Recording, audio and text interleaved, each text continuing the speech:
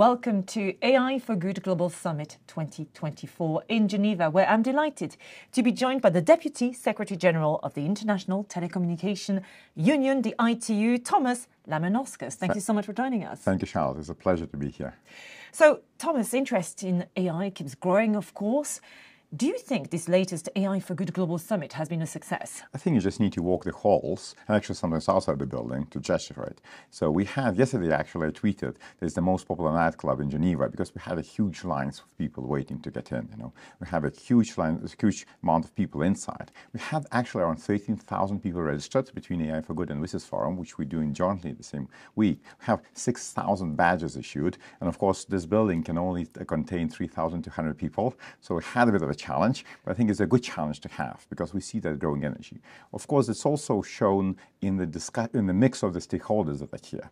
So we had our inaugural AI Governance Day on Wednesday, and we can see in that day we had ministers there, we had regulators, we had industry, we had academia, around 200 in total, really leaders of these stakeholder communities, discussing with each other, really intensely discussing and openly discussing the challenges and opportunities of AI, challenging each other as well.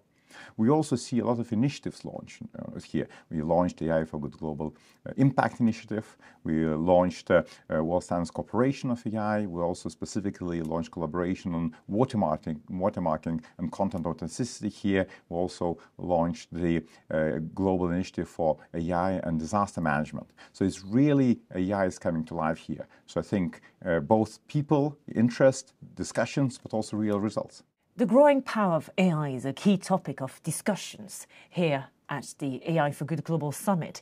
Tell us more about the potential of AI to help accelerate the delivery of the UN Sustainable Development Goals. Actually, our DG Acceleration study, or Acceleration Agenda, as we call it, that the UNDP and us released last year for the G Summit showed that 70% of SDG goals can be impacted by AI. And you can see that across the board. AI can help harness, energy can be harnessed for agriculture and health. We actually have an active collaboration with WHO and WIPO on health issues. On agriculture, working with the Food and Agriculture Organization.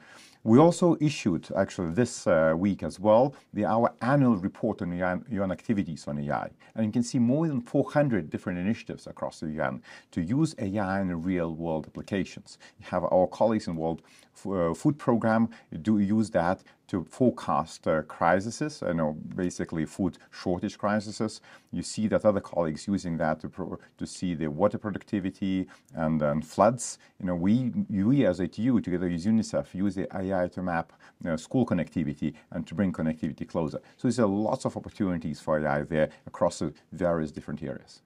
So there's a lot of enthusiasm around AI, but what about the risks and how can we mitigate them?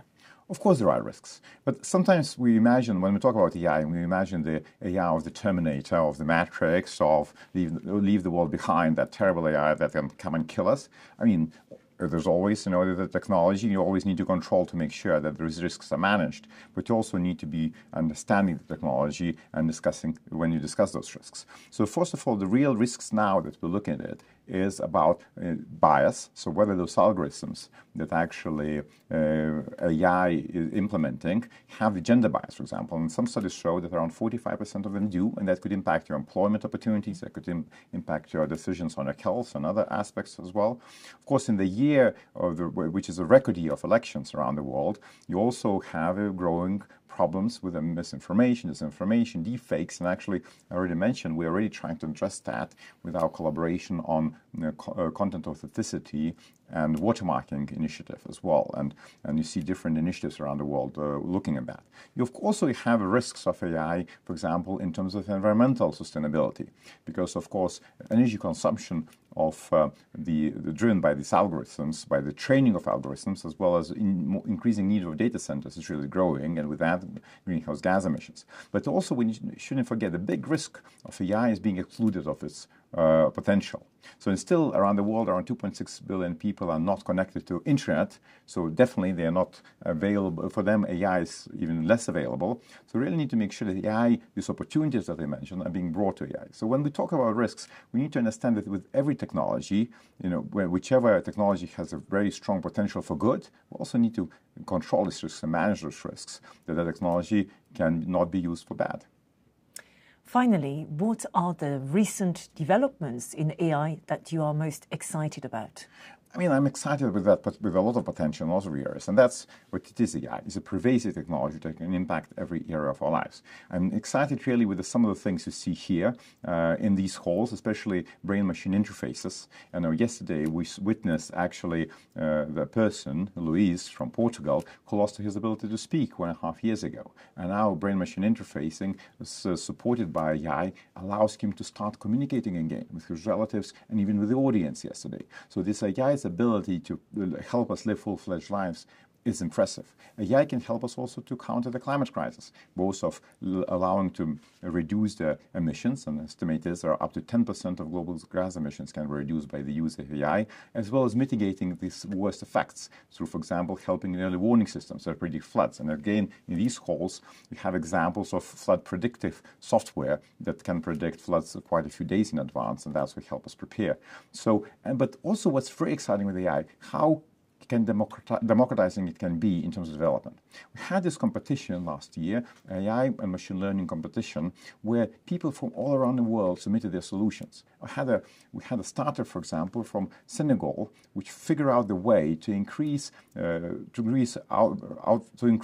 gains for cashew farmers by 3 times by using AI solutions, helping them to be smarter with the agricultural solutions. So again, there's enormous potential. We need not to forget about the risks, but also need not to be blinded by them. So we need to really move forward in this very responsible way, but in the way we harness AI's potential for all. Tomas Lamanauskas, thank you very much. Thank you very much. Thanks, Charlotte. That was Tomas Lamanauskas, Deputy Secretary General at the ITU. Thank you for watching.